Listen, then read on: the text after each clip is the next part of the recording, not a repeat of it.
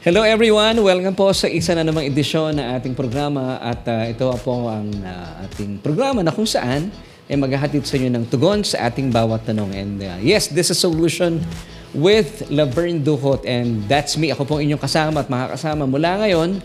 Actually, kanina pa hanggang mamaya po tayo po ay sama-samang matuto sa loob na medyo maraming minuto ng mayamang salita ng Panginoon. At maraming salamat sa mga awiting na ating napakinggan na siya nagbukas po sa ating programa. Ang first song po na ating pinatugtog ay Cruz mula sa Papuri 25, inawit sa atin ng Solution Worship. At siya naman po ay sinundan ng awiting sa pagmamahal ng Diyos. Hatid sa atin, o dakilang pagmamahal ng Diyos. Inawit sa atin ng Muni-Muni. At maraming salamat sa mga awiting nagpapaalala sa atin ng dakilang pag-ibig sa atin ng Panginoon. And once again, welcome po sa ating programa at ako po ay natutuwa at nagagalak dahil minsan po tayo po pinagsama-sama ng Panginoon dahil natitiyak ko po sa inyo sa biyaya ng Diyos ay tayo po ay mapapagpala sa ating mga pag-uusapan sa gabi ito. So, kung kayo po ay naniniwala at napapagpala sa ating programa, please pakitawagan na sila lolo, sila lola, sila mama, sila papa, and of course, ang buong pamilya nang sa gayon na atin pong pagsaluhan ng masayang huntahan na ito. At the same time, tayo po ay lumalalim pa sa salita ng Panginoon. But before we move on sa ating mga pag-uusapan, gusto ko muna batiin ng happy birthday si Sister Jennifer Cruz na nagsa-celebrate ng kanyang birthday. Siya po ay isa sa mga members po natin dito sa church at kami po ay nakikigalak sa, kung di ako nagkakamali, unika iha ni Sister Eli, si Ate LJ kung tawagin ko, but siya po ay kilala sa pangalan Jennifer Cruz. So happy birthday Jennifer. Sabi nga ni Kuya Gio, pakain ka namin. So maraming salamat sa mga nagsa-celebrate ng kanilang birthdays, anniversaries, at sa mga nagsa-celebrate ng kanilang months. Kami po ay nakikigalak sa inyo. And of course, binabati rin natin ang maraming salamat sa mga kaibigan at nakakilala din. Gusto batiin si Tita Joyce. Ano ba apelido ni Tita Joyce? Sudniga. Happy birthday. Kung nanonood man siya o hindi, basta mahalaga, nabati ko siya. Happy birthdays to you, Tita Joyce. At kami po ay nakikigalak sa biyaya at pagpapala ng dagdag na edad sa inyo. At dalayan ko po, kayo po ay patuloy na maranasan ng kasiglahan, kalusugan sa inyong buhay. At sa lahat ng mga kaibigan at mga kakilala natin, kung kayo po ay nagsa-celebrate ng birthday, of course, naalala ko rin, happy birthday kay Day Mediran. Ako, hindi tayo nakita Day. Alam ko ay siya ay pauwi na ngayon o nakauwi na, bumalik sa Estados Unidos. So muli, Day, happy belated birthday sa iyo. Kung di ako nagkakamali, birthday niya nung Sunday, 15 yata, may June 15. Happy birthday sa iyo. And at the same time, belated Happy Father's Day sa mga tatay na kaibigan natin. So maraming salamat po sa mga tatay na kagaya ko na nakaalala, sa mga kaibigan na bumati sa akin. Thank you din po kila Tita Pinky at Tita Josie for the gift of dalawang boxes ng Dunkin Donut. Maraming salamat po. And binabati rin natin, salamat po for joining us last Sunday. Talaga naman, nawiwili na kami kay Nanay Carmelita Mendoza Hanoras. Bagamat sila po ay napakalayo ng pinanggalingan, pero kapag sila po ay napapabisita sa Las Piñas, ay sinasamahan nila tayo sa ating pananambahan every Sunday. Salamat po, Nanay, for being able to join us last Sunday. At binabati natin, of course, sila Sister Marisa Remo Paganpan, isang mapagpalang gabi po sa inyo. Si Nanay Medi Remo, kumusta po kayo? Si Ate Andeng San Andres at si Brother Alan, kumusta sa inyong bunso? Si Nice, na talaga namang buhay na buhay. At kasama natin, I'm so sure, na nanonood si Nice ngayon. Talagang ang bilis lumaki ng batang yan. Sister Corazon Balikas, maganda at mapagpalang gabi din po sa inyo. Sister Meng Francisco, good evening po sa inyo. And binabati rin natin Sister Jackie and Brother Makoy Alcantara. Thank you sa mga kapatid natin ito at nakasama rin natin dahil na-invite po nila sila Sister Hazel and Brother Brian Pabustan. So we're hoping, I'm praying na makasama natin sila ulit sa mga darating na Sunday. So maraming salamat Brother Brian Pabustan at Sister Hazel. Of course, good evening din po kay Mami Susan Hugo Cuevas. Nandiyan din sa Bulacan, Sister Sally Rayo. Hello din kay Brother Joel. Siya po ngayon ay nasa Davao para sa ekonomiya, ika nga nila. Maraming salamat po sa inyo. At binabati rin natin si Boss J. Binabati ka ni Kuya Aves, Boss J. Yan. Hello, Boss J. Happy Father's Day. Also known as Brother Jason Encarnacion. Binabati rin natin sila Ate Nika, Ate Ana Manalastas, at sino pa ba? Si Brother Ewat. Happy Father's Day. Ganun kay Brother Ricky Losito. Sino pa ba nag-celebrate the Father's Day? Si Brother Ruel Paganpan, of course. Si Brother Boyet, nag-birthday din, ano? Hungriano, happy birthday, Brother Boyet. At happy Father's Day din. At maraming salamat. Sino pa? Si Brother Fidel Gabiola, kasama natin tonight. Maraming salamat. At of course, kay Brother Andy Magalong. Blessed Father's Day po. Belated po sa inyo. Nasa, Kuwait, no? Nasa Kuwait si Brother Andy. Sino pa? Ay, o nga, si Brother Roy Magadi. Happy Father's Day. Nasa Qatar naman ang butihing hobby ni Sister Maylene Magadia. Yun, binabati rin natin. Thank you for joining us. Sabi ni Brother Fidel Gabiola, blessed evening po, Pastor. At yun nga, at sa team kay Mami, blessed evening daw sa iyo. At sa Team Solution at sa lahat ng mga kabiyaya. Amen. Blessed evening naman, sabi ni Sister Josephine de Malirio. Ha? Si Ate Penpen ba to? Oy, Ate Penpen. Ay, oo nga, no? Alam ko, nakikinig siya sa atin. Ako, nakalimutan ko na. Pasensya na po, Ate Penpen, ha?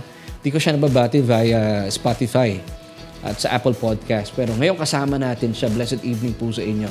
Sister Morena Lagisma Silapan, magandang gabi rin po sa inyo. At kasama natin ngayon si Kuya Makoy Alcantara. Nandito rin si Ate Chi Martin. Gandang appeal din ni Ate Chi, ano? Ate Chi Martin. At of course, hindi nawawala sila Sister Norma Vitales, Brother Johnny Nabong. Maraming salamat po for joining us. And of course, mga kapatid, please gusto ko po ipaalala, please pray for Israel and of course Iran din, mga kapatiran at mga inosenteng mga tao po doon. Alam po natin ang nagaganap ngayon na hindi maganda, isang gera sa pagitan ng Israel at ng Iran. So please pray for these two countries dahil alam natin papalala at dalangin natin na ingatan ng Panginoon ng mga inosenteng tao sa mga lugar na yan. Of course, ito po ay isa po sa mga signos na tayo po ay talaga nasa mga huling araw na ng panahon ng mundong ito. So, sa pagpapatuloy, blessed evening po everyone, sabi ni Ate Chi Martin. And I'm here. Good evening po sa ating lahat. Si Sister Norma Vitales. Yun, maraming salamat po. At si Brother Ken Jones, bro, belated happy Father's Day. We missed you last Sunday. We hope to see you soon.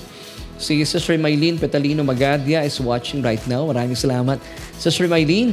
And, of course, si Attorney Noel. Ako, namimiss ka na namin, Attorney. Belated happy Father's Day. At sa lahat po ng mga nag-celebrate ng Father's Day at mga nag-celebrate ng birthday, once again, si Jennifer Cruz, happy birthday. At we hope to see you this Sunday. At saka si Mama Lai, miss na namin kayo. We hope to see you this coming Sunday. At mga kapatid, ang ganda po na pag-uusapan natin, tayo po ay nasa ika-4 ng bahagi o serye na kung saan ay atin pong binibigyan po ng panahon ang ating pagsagot sa ilang mga akusasyon sa ating mga nasa biyaya. At tayo po ang ating message for tonight at binigyan kong titulo na God's Grace Exposed Part 4 on Confessions of Sins. So meron tayong question bago ko po iwan sa inyo ang tanong na ito. Gusto ko po ay dalayan ko rin na ito po ay maibahagi nyo rin sa iba pa ninyong mga kaibigan, kakilala, at kapamilya. So ito po yung question natin for tonight. And please give us your answers. Ilagay po natin sa ating comment section. Nang sa gayon ay kaalaman lang tayo. When Christians fall into sin, do they have to repent and confess to be forgiven? Once again, this is our question for tonight. When Christians like us, believers fall into sin, do we have to repent and confess to be forgiven? What do you think? So sagutin po ang tanong na ito at pag-uusapan natin, syempre pa, dito lang yan sa inyong programa.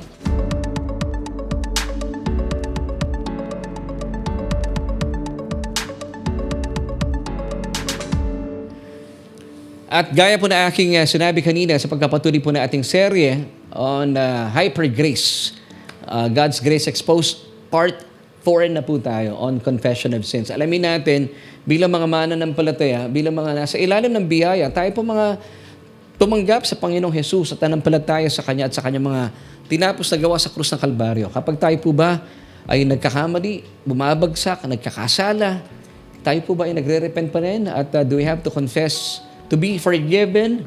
That's a good question, mga kapatid. So alamin natin. At sa gabi pong ito, meron ko po kasi yung mga akusasyon sa atin na bilang mga nasa ilalim ng biyaya ng Diyos, at tayo po, ako po kagaya ko, ay nagpapahayag ng sukdulang biyaya ng Panginoon. Meron pong mga ibinabato sa ating akusasyon ang ilan sa mga kapatid natin na hindi po sumasang-ayon sa katuroang ito, na gusto ko pong i-quote po sa inyo. At sasagutin po natin ito sa biyaya po ng Panginoon. Kung ito po yung mamarapatin na ating oras, ay iisa-isahin natin. So, ipakita natin, Kuya, yung ating mga katanungan once again. Ito yung katanungan natin. When Christians fall into sin, do we have to repent and confess to be forgiven? So, sa pagpapatuloy po, sabi ng iba pong mga kapatid natin sa Panginoon na hindi po sumasang-ayon sa ating tinuturo sa ilalim ng biyaya, some hyper grace teachings suggest that there is no need for repentance and confession whenever believers fall into sin. Because according to them, according daw po sa ating mga tagapagturo, o mga nagpapasailalim sa biyaya at naniniwala po na ang biyaya po ang mismong gospel, repentance and confession is primarily a change of mind at conversion, belief in Christ, and not an ongoing turning away from sin for believers. So tayo daw po ay hindi tayo naniniwala na ang confession ay hindi na kailangan, sabi ng iba. Ito po yung accusation sa atin. Kaya nga po ang question natin for tonight, once again, when Christians fall into sin, do we still have to repent and confess to be forgiven? So ngayong gabi pong ito, alamin natin na talaga bang wala na ba talagang puwang sa ating mga nasa biyaya kapag tayo po ay bumabagsak, nadarapa, nagkakasala, na hindi na ba talaga tayo, wala na ba talagang puwang ang repentance and confession of sins sa atin pong mga buhay bilang mga mananampalataya at nagpapasailalim sa biyaya? Actually, the answer is, meron po. Hindi ko alam kung sino po yung mga nakausap nila na hindi na raw po tayo nagre-repent, hindi na daw tayo po nagka-confess ng ating mga kasalanan. Kasi ako po, I believe, bilang isang mananampalataya, bilang anak ng Diyos, ako'y may relasyon sa Diyos. At kapag ako po ay nagkakamali, bumabagsak, nadarapa, nagkakasala, I believe it's my responsibility to still confess my sins and repent. Pag sinabi nating repent, ako I agree na kailangan po ng repentance. And I believe repentance is always happening kapag naituturo po sa inyong church ang tunay na ebanghelyo. Pag sinabi kasi nating repentance, diba? Iba kasi yung konteksto sa Tagalog, pero the word repentance, para po maintindihan natin, in Greek, it's metanoia. It's a change of mind. So kapag tayo po ay nakakapakinig, nakakapag-aral ng tunay na mensahe ng ebanghelyo, ito po yung change of mind po ay kagaya po dito sa aming church. I believe, kapag ako po ay nagpipreach, nagbibigay ng mensahe every Sunday, ang mga membro po dito ay nagkakaroon ng metanoia or change of mind. So sa atin po mga nagpapasailalim sa biyaya, meron pa rin repentance. Kasi from wrong believing, kapag napakinggan natin ang tunay na mensahe ng ebanghelyo, nagkakaroon ng repentance, change of mind. Pagpasok mo sa church, akala mo galit sa iyo ang Diyos, pero nung napakinggan mo si pastor, napunta ka dito sa Solution Grace Church, nalaman mo na dahil sa mga tinapos na gawa ng Panginoong Jesus sa krus ng Kalbaryo, ikaw ay nanampalataya sa Kanya, talaga namang natutuhan natin na lahat ng galit at puot ng Diyos sa kasalanan ay binunton sa katawan ng Kanyang bugtong na anak. So akala mo, nung bago ka pumasok sa church, sa SJC, galit sa iyo ang Diyos. Pero after mo napakinggan ang mensaheng ito, nagkaroon ka ng repentance or change of mind na nalaman mo sa yaman ng salita ng Panginoon na hindi na pala magagalit sa iyo ang Diyos. According to Hebrews 8 verse 12. Sabi ng talata, for since in your lawless deeds, sabi ng Diyos, I will remember no more. So, anong tawag dito? Repentance po ito. So, dito po sa aming church, sa SGC, still, nararanasan po ang repentance. And still, meron pa rin po kami confessions kasi Ako po bilang nakikipagrelasyon sa Panginoong Diyos, sa aking Ama sa Langit, kapag nakakagawa ako na hindi mabuti, alam ko yun eh. Nararamdaman ko yun eh. Sa bilang anak, ako po ay humingi pa rin po ng paumanhin. At humingi po ng kapatawaran sa aking nagawa. Now, do we ask still for forgiveness? Yes.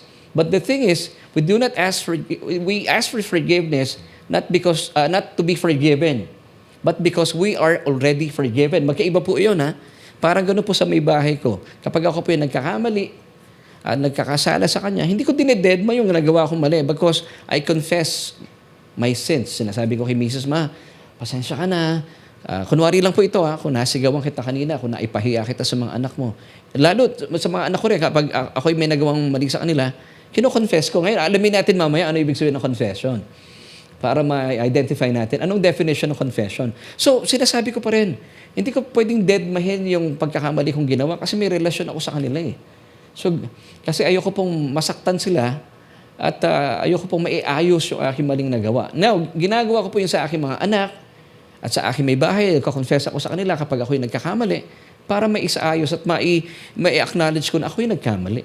Now, ang kaibahan po dito, kaya natin nasasabi ito, hindi dahil sa para patawarin ako ng aking may bahay. Hindi, alam ko, may trust na kami sa isa't isa at nagtitiwala siya sa akin na kung bakit ako nag-confess, dahil gusto ko pong i-acknowledge yung aking pagkakamali at sabihin sa kanya na hindi ko na ulit-uling gagawin. That's repentance, change of mind. At sa biyaya ng Panginoon, ay ayoko siyang nasasaktan.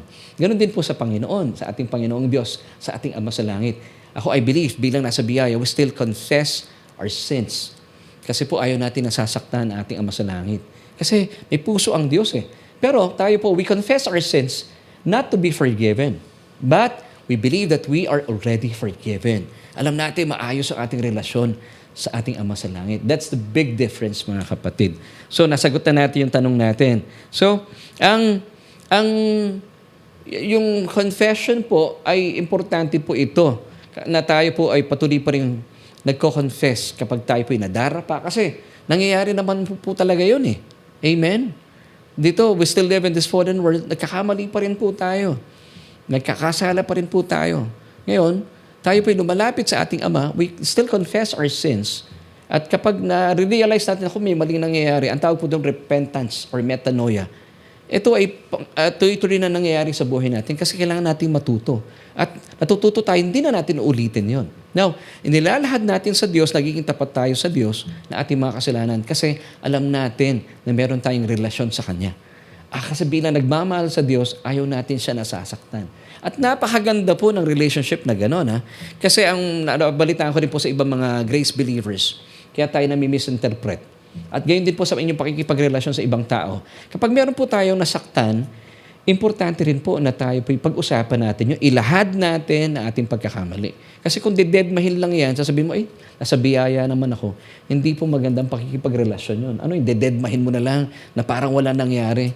It's unfair naman po sa inyo at sa nasaktan po ninyo. Lalo tigit sa nasaktan ninyo. So ang pinakamainam pa rin, you have to confess yung inyong mga nagawang pagkakamali sa tao. At lalo tigit sa ating Ama sa Langit. Amen. So of course, to answer the question, of course, we still repent and confess our sins, believing that we are already forgiven. And by doing so, we live in the reality of that forgiveness. Ito ang kaibahan kapag tayo po ay nabubuhay, believing that through the finished work of Christ on the cross, tayo po mga nanampalataya kay Kristo, believing that we are forgiven, tayo po kapag nagkakamali tayo, nagko-confess tayo. At kapag may nagkakamali naman po sa atin, kapag sila po ay humingin po ng dispensa, mabilis tayo nagpapatawad. Amen? Amen and amen. Ika nga nakasabihan, forgiven people, forgive people. Amen and amen. So, talakay natin, the word confess, alamin natin, what's the definition and the Greek word for confess. Kasi importante po ito. At pag pinag-usapan po yung confession, lagi tayong pupunta sa 1 John 1:9. So alamin natin, let's go to 1 John 1:9.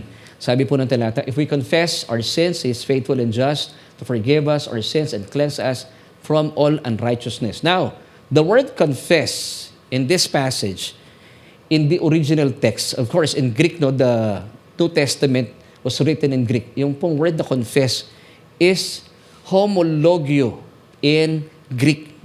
which means to say the same thing as or to agree with. For example, sabi ng talata, if we confess our sins, God is faithful and just to forgive us our sins and to cleanse us from all unrighteousness. So, tayo po, nung araw ng mga unbelievers, we confess. If we confess, and then na-confess tayo, ibig sabihin, we are in agreement with God. Sabi ng Diyos sa iyo nung wala ka pa kay Kristo, you are a sinner. Yes, Lord, I agree with you. Di ba? Ibig sabihin po ng homologio, once again. Ano ibig sabihin ng homologio? Saying the same thing as. So, nag-agree ka sa sinasabi ng Diyos.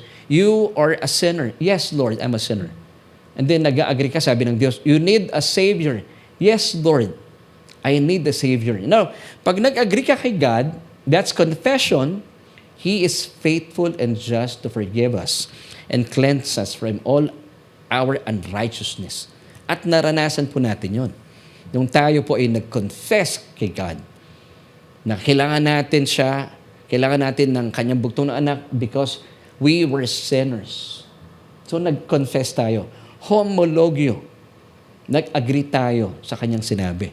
Now, sa akusasyon po ng ibang mga hindi na naniniwala sa atin, sinasabi nila na hindi na raw natin ginagawa ang confession and repentance. Now, I agree with them that confession and repentance are vital. Kaya nga po ito ay nangyayari pa rin sa aming church at patuloy pa rin pong tinuturo po na inyong lingkod sa mga kapatiran natin. So, to confess our sins, therefore, is to say the same thing about our sin. Diba? Nung araw nung tayo po malayo pa sa pakikipagrelasyon sa Diyos, ibinigay sa atin ang 1 John 1:9. If we confess, if we homologio, agree with, ang nagsasalita po dito, it's God. Sabi ng Diyos, once again, you are a sinner. Nag-confess tayo. Ano ibig sabihin nun? You agree. You are in agreement with Him. Yes, God, I'm a sinner. Then sabi ng Diyos, you need a Savior. Tanggapin mo aking bugtong na anak. And then you confess, you agree with Him. Nung tinanggap mo siya, believing that He is faithful and just to forgive you from your sins and all your unrighteousnesses. At tayo nga po ay naligtas.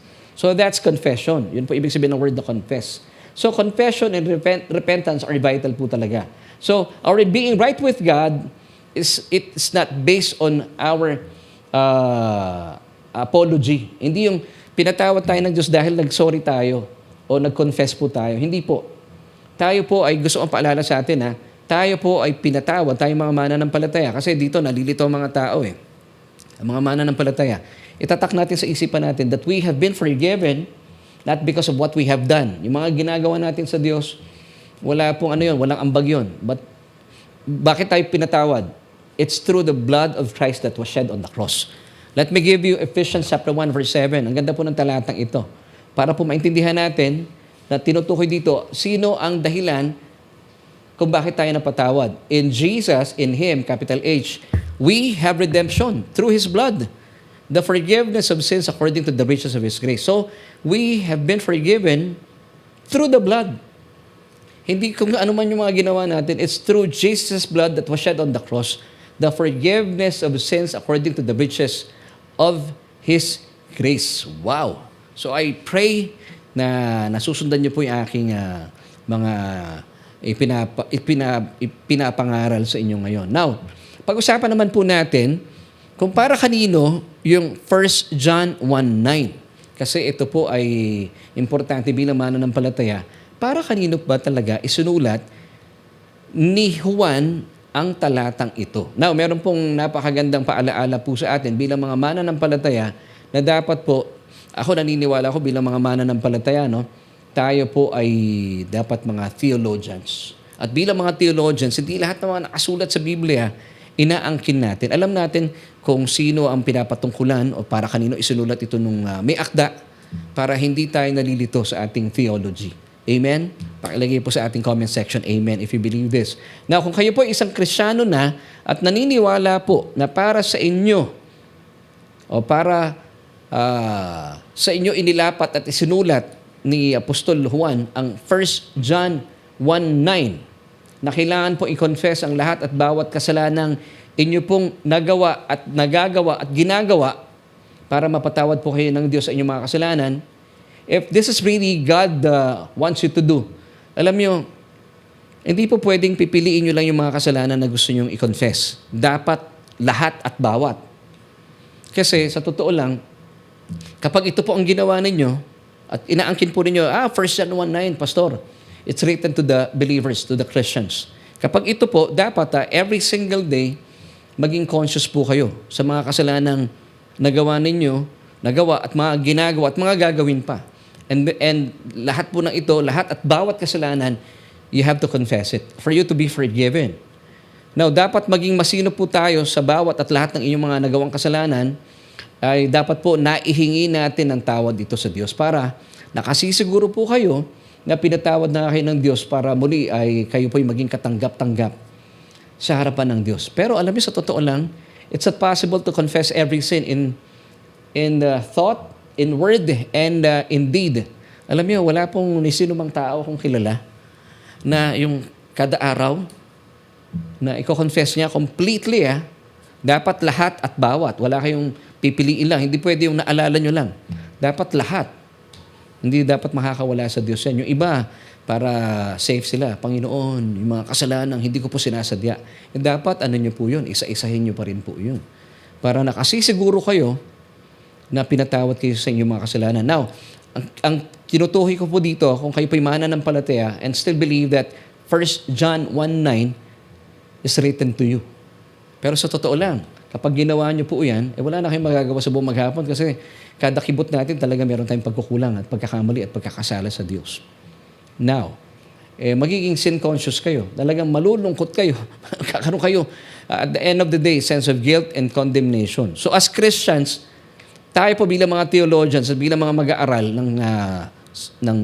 ng Diyos, kasi theo, it's all about God, pag-aaral tungkol sa Diyos. Marapat po na tayo po marunong maghati ng wasto sa salita ng Panginoon. Gaya po na sinasabi ng 2 Timothy chapter 2, verse 15. Kuya, meron ba tayong 2 Timothy dyan? Chapter 2, verse 15. Ito po yung paalala sa atin ng talatang ito. Be diligent to present yourselves approved to God, a worker who does not need to be ashamed, rightly dividing the word of truth. Now, kung atin pong i-apply ang principle po ng 2 Corinthians chapter 2, verse 15, malalaman natin na sa first chapter ng 1 John, ito pong buong chapter na ito, 1 John, ay isinulat po ni Juan, hindi po para sa mga Kristiyanong kagaya ko at kagaya nyo. Alam ko po sa mga first time marahil na nakadalo sa ating Bible study online, medyo mapapataas ang kilay ninyo. Hayaan nyo munang nakataas ang kilay ninyo. At huwag kayong bibitaw, mamaya po, by the grace of God, alam kong bababayan.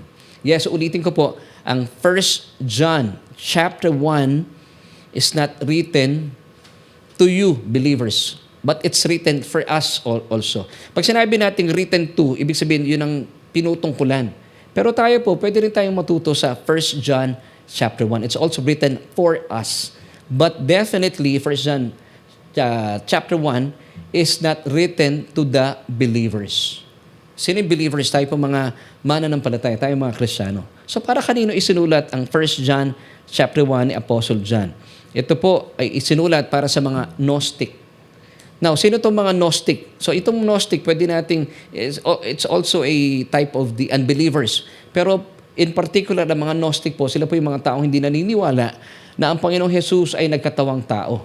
Kung kaya mababasa natin in 1 John chapter 1, verse 1, talagang direkta pong sinabihan sila ni Apostol Pablo na ang Panginoong Jesucristo, kasama na iba pang mga disipulo, nakita namin, nahawakan namin, at nasaksihan namin. Sabi ni Apostol Juan pala, I should say, kasama ng iba pang mga disipulo. Kaya babasahin natin 1 John chapter 1, verses 1 to 3. That which was from the beginning, which we have heard. So sabi dito ni Apostol Juan, narinig namin siya, which we have seen with our eyes, nakita namin siya, which we have looked upon, and our hands have handled concerning the word of life. Verse 2. The life was manifested, and we have seen and bear witness, nasaksihan namin siya, sabi ng Apostol Juan, and declared to you that eternal life which was with the Father and was manifested to us. Verse 3. That which we have seen and heard, we declare to you that you also may have fellowship with us. And truly our fellowship is with the Father and with the Son, Jesus Christ. So muli po, this chapter of 1 John was written directly to the Gnostics. So it typifies the unbelievers. Kaya po, 1 John 1 pa lang, until 3, talagang sinabi ni Apostle John na nakita namin, nasaksihan namin, narinig namin mismo ang Panginoong Jesus. Kasi itong mga Gnostics na ito, hindi nila pinapaniwalaan that Jesus manifested nagkatawang tao siya. Hindi nila pinapaniwalaan. Ito po yung mga Gnostics. Kaya kung mapapansin po ninyo, yung unang talata pa lang ng 1 John, hindi po talaga bumati dito si Apostol Pablo.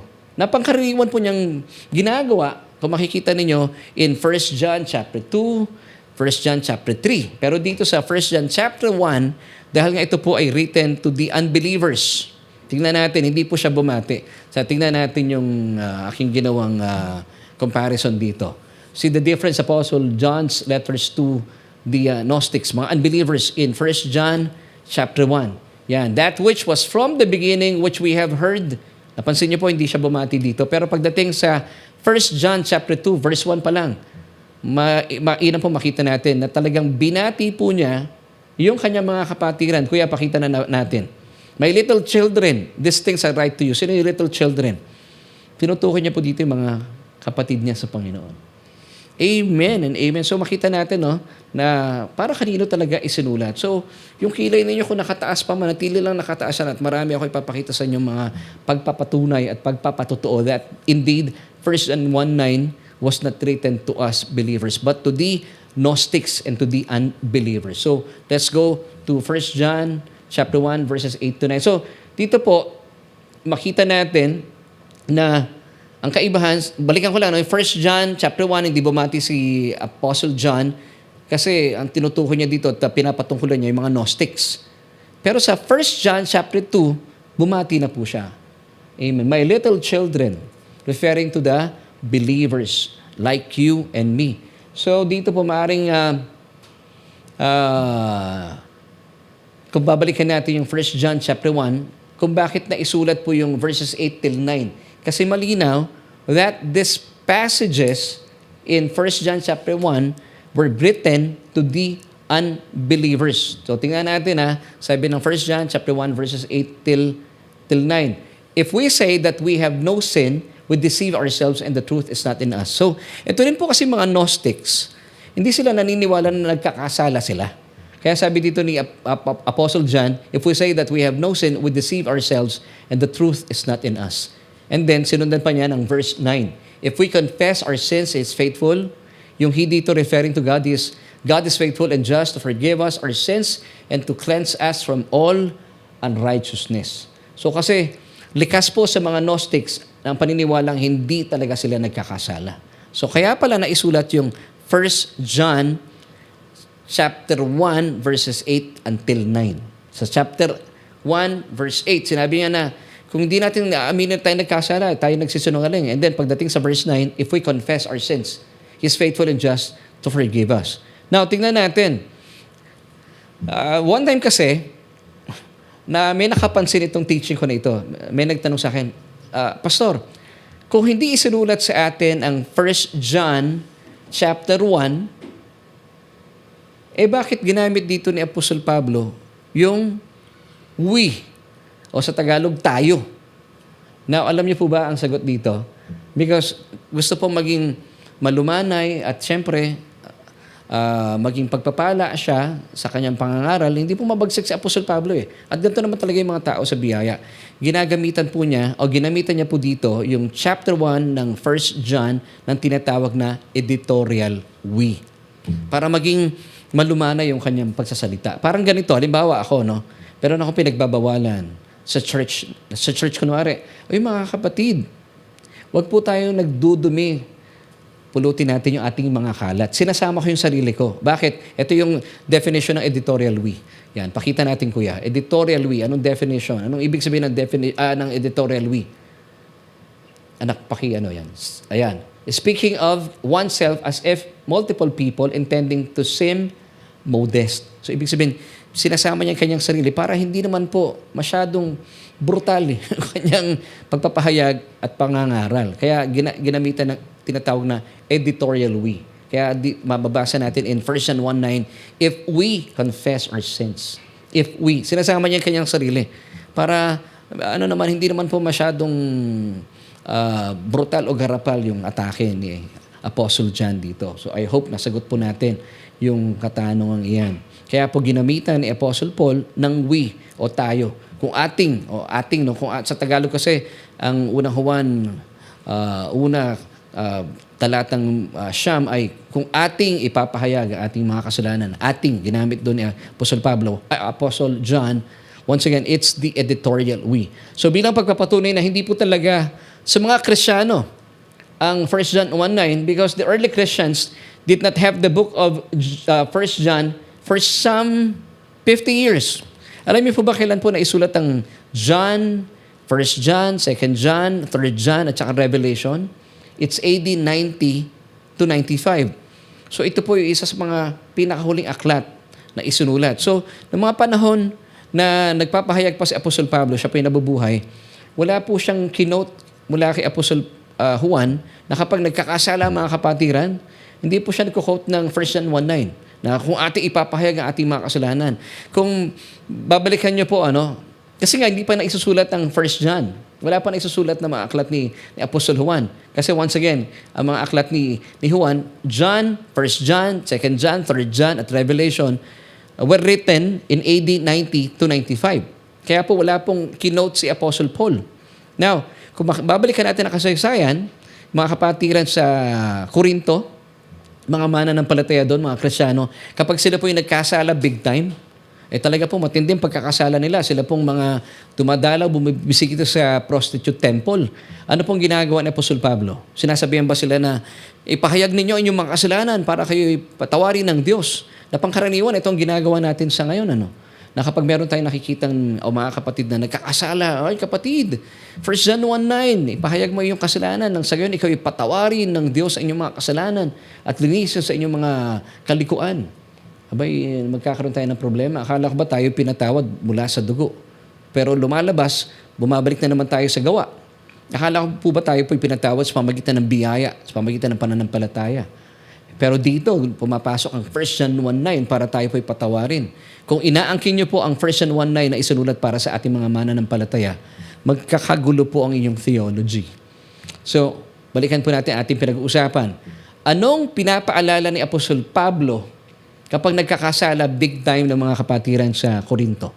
At big time talaga silang magkasala dito kasi po, may ilan po sa mga kapatiran noon dumadalaw, bumibisita sa mga prostitute temple. Anong sinasabi ni Apostol Pablo sa kanila? Hindi po sinasabi na, at kino-quote yung, if we confess our sins, He is faithful and just to forgive us and cleanse us from all our unrighteousness. Hindi po yun ang kino-quote ni Apostol Pablo kasi hindi pa po naisusulat yun. Ano pong sinasabi ni Apostol Pablo? Pinapaalalahanan po sila sa kanilang katayuan bilang mga nakipag-isa na kay Kristo. Now, let me give you 1 Corinthians chapter 3, verse 16. Sabi ni Apostol Pablo sa mga big time na nagkakasala dito sa Corinto, do you not know that you are the temple of God and that the Spirit of God dwells in you? So ito yung mainam kapag meron pong mananampalataya nagkakasala. Naalala niyo yung topic natin last Sunday or last Tuesday pala I should say. Diba tayo po, kapag nagkakamali tayo, ano pinapaalala sa atin ng Banal na Espiritu? Hindi tayo kinoconvict na ating kasalanan. Kasi ang ginagawa po yun ng Banal na Espiritu, if re-reviewin niyo po yung ating topic last Tuesday, ang kinoconvict po ng kasalanan ng Banal na Espiritu, yung mga unbelievers. Pero tayo mga mananampalataya, the Holy Spirit convicts us of our righteousness in Christ Jesus. So dito po, ganun din ginawa ng Apostol Pablo in 1 Corinthians 3:16. Sinasabi ni Apostol Pablo sa mga kapatiran doon na nagkakasala, hindi mo ba alam na ikaw ay pinapananahanan na ng Banal na Espiritu, ang yung born again spirit. So, ipinapaalala sa kanila ng Apostol Pablo yung kanilang katayuan bilang mga nakipag-isa na kay Kristo Jesus. Na bilang nakipag-isa na kay Kristo Jesus, ang Banal na Espiritu ay sumasa kanya na. Kaya, hindi mo na dapat ginagawa yan, kapatid. As if sinasabi niya sa mga kapatid doon sa Corinto na hindi na marapat para sa iyo na ikaw ay pumupunta pa o pumapasyal pa sa mga prostitute temple. As if, pinapaalalahanan, di ba? Magandang paalala rin po dito sa atin na parang nakasuot tayo ng t-shirt na meron nakalagay na I'm a born-again Christian. Nagiging conscious tayo kung sino tayo. Subukan niyo po. Pag kayo po'y mamasyal sa mall, o kaya sumakay sa mga publikong transportation, magsuot kayo ng mga t-shirt na talaga namang nagsusumigaw na kayo ay born-again Christian. Medyo ano po yun, magiging, ang ganda ng galaw ninyo di ba? Ganon din po tayo. Kapag pinapaalalahanan tayo ng Biblia, ng salita ng Panginoon, kung sino tayo bilang nakipag-isa na kay Kristo, yun po ang ginagawa sa atin. At hindi po natin ginagawang kasangkapan na kapag nagkakasala tayo, may 1 John 1:9 naman eh. Alam niyo po, maisingit ko lang, di ba tayo po ay ina-accuse na mga tagapagturo ng biyaya. Ano yan? We're giving people license to sin. Actually, hindi. Alam niyo sino po ang nagbibigay ng license to sin? Yung mga mananampalataya, mga pastora, ito po sinasabi ko with all reverence and love. Alam niyo kung kayo po yung naniniwala sa 1 John 1:9, kung ito po yung sinulat para sa mga mananampalataya, di ba? We're giving people license to sin. May ibang mga mananampalataya, nagkakasala sila. Alam niyo, nagiging relax pa sila. Alam niyo kung bakit? Meron namang 1 John 1:9 eh. Now tell me, sino po ang nagkakaroon ng license to sin? Kayo pong naniniwala that 1 John 1:9 was written to you as a believer. Kasi pag nagkakamali kayo, ang feeling na lang, mamaya pwede naman ako mag-pray eh. If I'll confess my sins, God is faithful and just to forgive me and cleanse me from all my unrighteousnesses. Di ba? That's a license to sin. As if, di ba, may mga ibang tao. Halimbawa, may problema sa atay. Tapos kakain pa rin ang mga nakasasama sa kanilang atay. Anong kanilang excuse? May liver aid naman na pwedeng inumin eh. So, ganun pa rin po. Actually, kung kayo po'y wala sa biyaya at hindi naniniwala sa aming mga itinuturo that 1 John 1:9 is written to the unbelievers. Actually, kung kayo po'y nagtuturo pa rin that 1 John 1:9 is written to you believers, this is giving people or Christians license to sin. I pray na nakuha niyo po yung ibig kong sabihin at malinaw po iyon. So, mga kapatid, I pray nakuha po natin ang katotohanan that being right with God is not based on the imperfect confession of sins by imperfect man. Hindi po tayo pinatawad dahil sa ating imperfect confession. No. We have been forgiven because of the shed blood of Christ on the cross. Sabi nga ng Colossians 1:14, in Jesus, in whom we have redemption. How? It's through His blood that was shed on the cross, the forgiveness of sins. That's Colossians chapter 1, verse 14. Now, you may ask, Pastor, Brother Laverne, what makes you confident that 1 John 1:9 is really not written to the believers but to the unbelievers and to the Gnostics? Actually, kahit sino po mga theologians mo tanongin nyo, it was written talaga to the Gnostics. Now, once again, let's read 1 John 1:9. If we confess our sins, He is faithful and just to forgive us and cleanse us from all unrighteousness. Now, tingnan po natin yung verse na ito. Palagyan pong ginagamit itong talatang ito ng mga mananampalataya kapag ang usapin ay confession. So, tingnan natin, ito pang isang maganda po nating pag-aralan at himay-mayin pa natin. Let's have a word study this time. Yung pong word dito na sins sa 1 John 1:9, if we confess our sins, alam niyo po ba, in Greek, dahil po ang New Testament was written in Greek, yung pong word dito na sins ay hamartia. Ano ibig sabihin ng hamartia? A missing of the mark. At sa mga sumusunod po sa ating programa, alam na po natin ito, it's a sin, it's translated as sinful nature. So yung hamartia po, it's written in noun form. Sa Tagalog, ito po ay pangalan. So pag sinabi po natin a missing of the mark, according po sa isang kilalang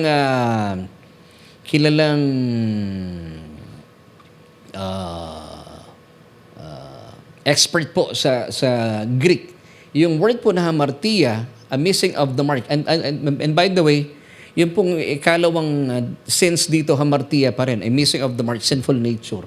Now, tingnan natin it refers to the sinful nature na ito po yung minana natin kay Adan according to Romans chapter 5 verse 12. By using the noun form of this word, John was clearly not referring to our committing of individual acts of sin.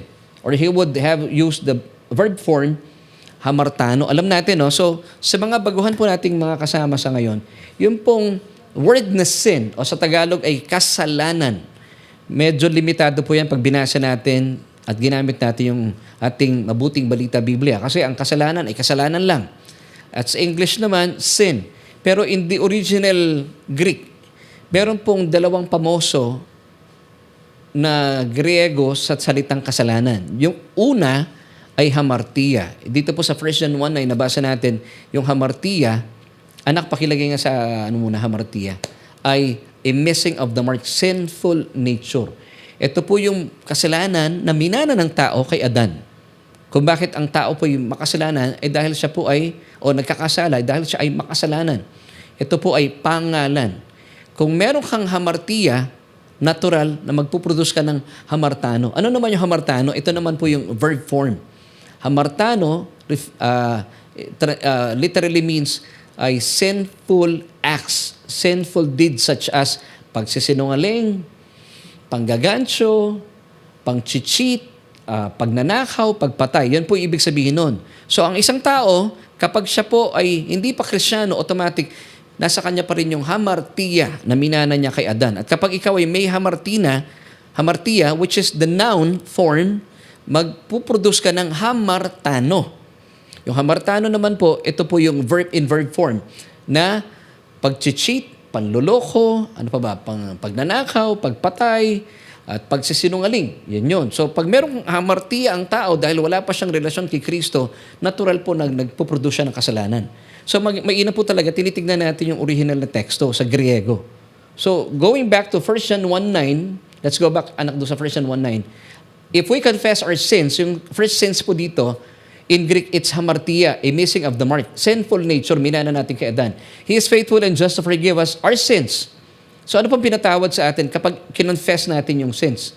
So dati, nung tayo po yung mga unbelievers pa, wala pang relasyon kay Kristo, nung kinonfess natin yung ating sin dito. Kasi if we, plural, no, kaya sins ang ginamit ni Apostle John, referring to hamartia, tayo po ay God is faithful and just to forgive us our hamartia, yung ating sinful nature, and to cleanse us from all unrighteousness. So, sino tong may mga hamartia? Yung mga unbelievers. Kasi ang mga believers po, wala na tayong hamartia. Ang nagkakaroon lang po tayo, at hindi natin may iwasan because we still live in this fallen world, hamartano, which is in verb form. Hamartano, pag sabi hamartano, the sinful deeds and sinful acts such as pag-cheat, paggagancho, pagpatay, ano pa ba? Pagsisinungaling, lahat po ng mga masasamang bagay, yun po ay, ang ibig sabihin nun ay hamartano sa wikang Griego. So nakukuha nyo na po, ano? Kaya po yung 1 John 1:9, confident ako that it was written directly to the unbelievers and of course to the Gnostics. Hindi po ito para sa mga mananampalataya. Kasi, makikita natin, kapag tinuon na natin sa 1 John chapter 2 verse 1. Gaya po na sinasabi ko kanina, that chapter 2 was written to the believers. Tingnan natin yung talatang ito. Bukod sa meron ng pagbati si Apostol Juan, makikita natin, sabi dito ni Apostol Juan, my little children, binati niya yung mga kapwa niya mananampalataya. These things I write to you so that you may not sin. And if anyone sins, we have an advocate with the Father, Jesus Christ the righteous. Now, tingnan po natin yung dalawang word dito na sin at saka sins. In Greek form, in Greek text, this is hamartano. Hamartano, which means sinful acts, sinful deeds, gaya na sinabi ko kanina. Now, kaya pala, take note this time, yung sin and sins ay hamartano na. So, Apostle John here is reminding us, if ever we fall into sin, na nangyayari naman po talaga sa ating mananampalataya, na paminsan-minsan tayo po ay nadarapa, nagkakamali, at nagkakasala, anong sabi po? If we, my little children, the things I write to you so that you may not sin, hamartano, kapag nagkakamali po tayo, nagkakasala tayo. Now, ang magandang papaalala dito ni Apostle John, if anyone, kung sino man sa inyo ang nagkakasala, sins, napakita natin, if anyone sins, we have an advocate. Kung nagkakamali po kayo, nadarapa kayo, pamisa-misa, nakakapagsinungaling kayo. Now, anong sabi dito ni Apostle Juan? We have an advocate. Meron tayong abogado with the Father, Jesus Christ the righteous. See? Church, I pray na nakikita po natin ang malaking kaibahan. So, praise God, no? Kaya matibay po, talagang confident ako that 1 John 1:9 is really not written to the believers. Kasi, kung this is written to you, may hamartiya ka pa rin. Ang mga taong may hamartiya, sila po yung mga unbelievers pa. believer ka na eh. So yung 1 John 1:9 is not really written to you, but to the Gnostics. In Jesus' time, or in the Apostle John's time, and sa mga unbelievers. So ito po ay para sa mga unbelievers. If they will confess their sins, God is faithful to forgive them. Yung sins po doon ay hamartia, yung sinful nature nila. God is faithful and just to forgive them and to cleanse us from all their unrighteousness. Now, pagdating sa chapter 2, yung hindi na siya hamartano na. Kapag tayo po yung nagkakasala at hindi natin maiiwasan ito, anong sabi po ng talata? We have an advocate with the Father. Amen. And that is Jesus Christ the righteous. And then pagdating po sa 1 John chapter 2 verse 12, tingnan natin to. I write to you, little children, because your sins are forgiven you for His name's sake. Now, pansinin natin yung sins dito po ay hamartia. Why? Because as believers, we are already forgiven for Jesus' name's sake. Nakuha niyo po yun? Kaya ako po ay confident indeed that 1 John 1:9 is not written to us believers. So let's go back to our question. Once again, as we end sa ating pinag-uusapan. When Christians fall into sin, do they have to repent and confess to be forgiven? I believe ginagawa pa rin po natin to. Yes. At ito po yung ating solution for tonight. We still need to confess our sins, believing that we are already forgiven. We have forgiveness and we still stand righteous before God even when we've missed it. Yun po ang gusto ng Panginoon sa atin. Hindi tayo maging sin-conscious but we should be Son, Jesus-conscious. Kaya po tayo matuwid sa harapan ng Diyos. At alam natin matuwid tayo, even though we fail, we fall, we sin, kapag lumapit tayo sa Diyos, we confess. Lord, we confess, believing that we are forgiven. Alam natin na sinasabi natin freely, no? Hindi nga tayo nagsisinungaling, Lord, nakamali ako. Ipagpaumanhin niyo po, ipagpatawad niyo. Mas malaya nating sinasabi ang ating sarili. Kasi alam natin may relasyon tayo sa Diyos. At alam natin ang katayuan natin, matuwid pa rin tayo sa harapan ng ating Panginoon.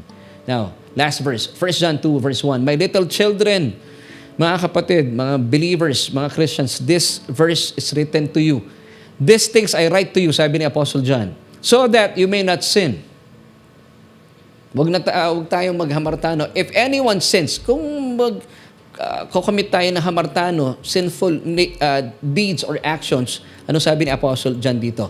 We have an advocate with the Father, Jesus Christ the righteous. Amen. Now, gusto kong iwan to sa inyo. Truth to think about. Every time we repent and confess our sins to God, believing that we are already forgiven, this is not to encourage us to sin, but to look to our Lord Jesus Christ to see our sins punished at the cross and to live victoriously and gloriously for Him.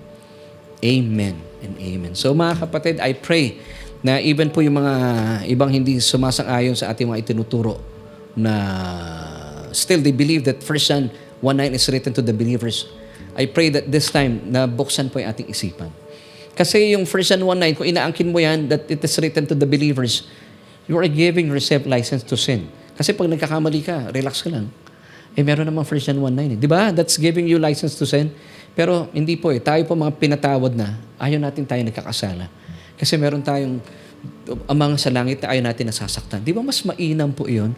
At kapag nagkamali naman tayo, freely we can confess our sins, believing that we are forgiven. That's the big difference.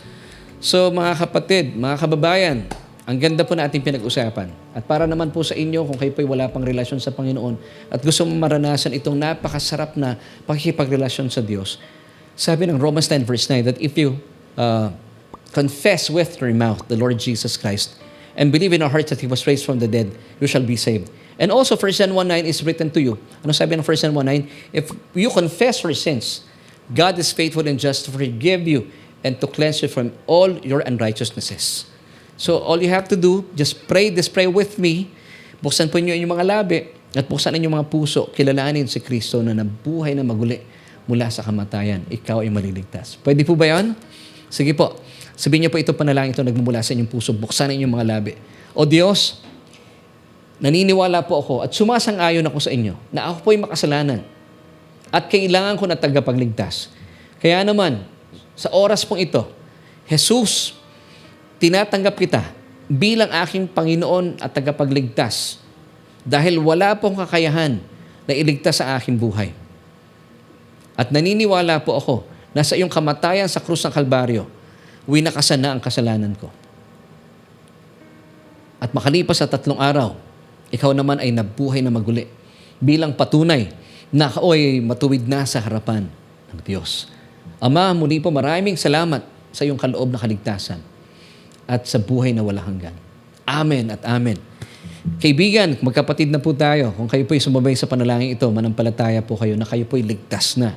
So, hindi na para sa inyo ang 1 John 1:9. Pangatawanan mo, tumayo ka sa katotohanan ng ikaw ang katuwiran ng Diyos kay Kristo Jesus. You are now the righteousness of God in Christ Jesus. And I would like to pray for you, mga kapatid natin na napalaya sa maling paniniwala that for the longest time, akala natin para sa atin isinulat yung 1 John 1:9. Hindi naman pala, it's written to the unbelievers. Pero hindi na para sa iyo yun Napaalala sa atin ng Diyos.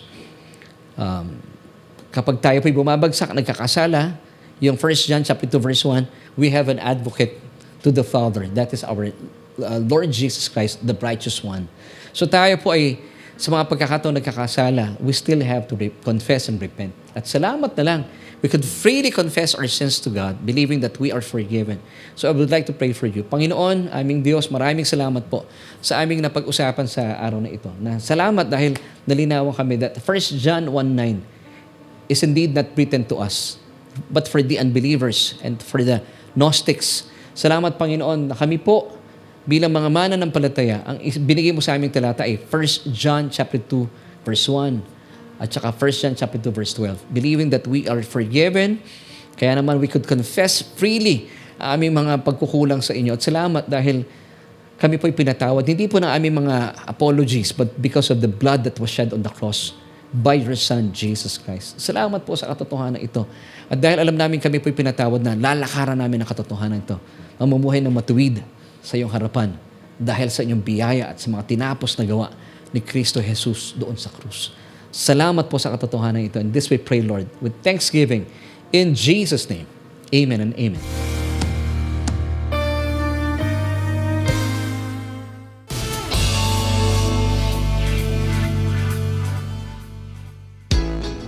Well, kaibigan, maraming salamat for joining me tonight. It's already 34 minutes after 8. Medyo sumobra tayo ng oras, Pero maraming salamat po. I pray na kayo po ay napagpala sa ating mga pinag-usapan.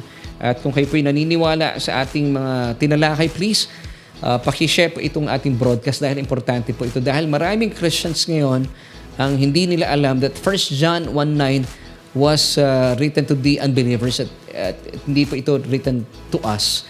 It's also written for us para magamit natin at matuto rin po tayo. Pero definitely, hindi para sa atin. Ang para sa atin po ay 1 John chapter 2 verse 1 at saka verse 12. Amen. So gusto ko muna batiin at pasalamatan ating mga nakasama. Once again, Nanay Carmelita Mendoza Hanoras, thank you for joining us. Brother Ricky Villara Salosito, salamat po for joining us. Sister Wilma Malano Tansyoko, salamat po sa inyong pagsama. Salamat din kay Sister Amy Pascual. Salamat kay Sister Carmencita Paganpan. Kay Pastor Willie Wilson Tiongson Laigo. Blessed evening din po sa inyo. Salamat kay Kagawad Christopher Dayaw. Nandito rin si Mami Susan Cuevas at Nanay Medi Remo. Sister Aida Adriano Melgar. Kay Pastor Ver Lawrence Cuevas. Maraming salamat. At nandito rin Sister Lilibet Ignacio Cristobal, Sister Mary Ann De Vera, Sister Lisa Argana, Sister Emelita Reyes, at sino pa? Brother Ruel Paganpan, maraming salamat din po for joining us tonight. Sister LB Dabak, Brother Fidel Gabiola, dami Sister Luz Peralta, kumusta po kayo? Si Nanay Julia Vidad, Brother Ewat Manalastas, at Sister Linlen Makaraig, Sister Jackie Alcantara, maraming salamat for joining us tonight. Sister Lily Rosel, Brother Alfie Arroyo, Brother Edison Salcedo Iguis. Ang dami natin mga kasama. Maraming salamat po. Actually, hindi ko nabasa lahat, Sabi ni Ate Chi Martin, Amen. Bless you, Pastor, for sharing tonight's reminder for us. These truths will continue to water our souls. Amen. Di ba? Ang ganda, tayo po ay tinutubigan, nililinis ang ating mga kaluluwa. Amen and amen. Brother Joel Brayo, good evening. From Davao. Nasa Davao pa rin, Brother Joel. Bro, see you on Sunday. Ingat po kayo dyan. Ingatan kayo ng Panginoon. Of course, salamat kila Brother Ricky Vera sa Lucito. Thank you rin po sa inyo for joining us. It's already 36 minutes after 8. Sumobra tayo ng 6 minutes. At sa ngalan po ng bumubuo na ating programa, maraming salamat po dahil kayo po yung lagi namin nakakasama every Tuesday night at 7:30. So once again, bilang pagtatapos, ay nais kong iwan sa inyo ang 3 John chapter 1 verse. So beloved, this is you. I wish above all things that you may prosper and be in health, even as your soul prospers. Bye!